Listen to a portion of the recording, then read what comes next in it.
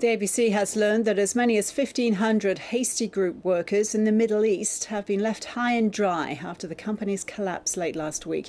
The termination entitlements for the stood-down workers are in jeopardy after more than $3 million was transferred back to Australia days before administrators and receivers were brought in.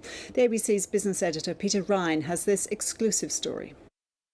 Well, Ros, I've seen the copy of a bank transfer document showing that the equivalent of more than $3 million was transferred from Hastie's branch in Dubai to a branch of the ANZ Bank here in Sydney. Now, the issue with this is that that money was required or is required in the United Arab Emirates to pay out the termination entitlements of Hastie's 1,500 workers. So as long as that money isn't there, those workers in the United Arab Emirates stand not to have any termination benefits at all.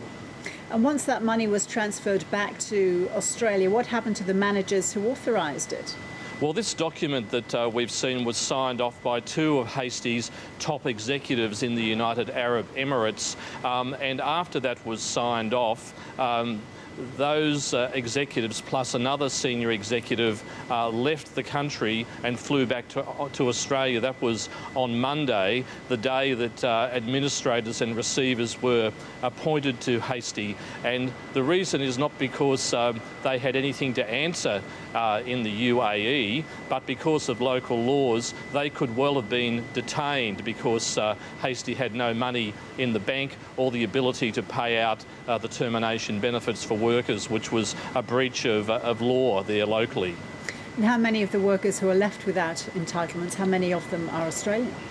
I'm told that about 30 of those workers are Australians. The rest of that 1,500 comprise other labourers of different levels from India, Pakistan, Kuwait, Malaysia. All of those are entitled to termination benefits. All of those workers are in jeopardy. They currently have been told that they've been terminated, but have certainly not received anything. And what are Hastie's administrators saying about the likelihood that Hastie workers in the Middle East will be paid out? Hastie's administrators tell me that they are working very hard throughout the night to unravel what is a very, very complex situation. They are confident, though, that like in Australia, that some of those workers may well be taken on by other contractors in Dubai and Abu Dhabi, but that really remains to be seen given the complexity of the situation, Ros. All right, Peter, thank you.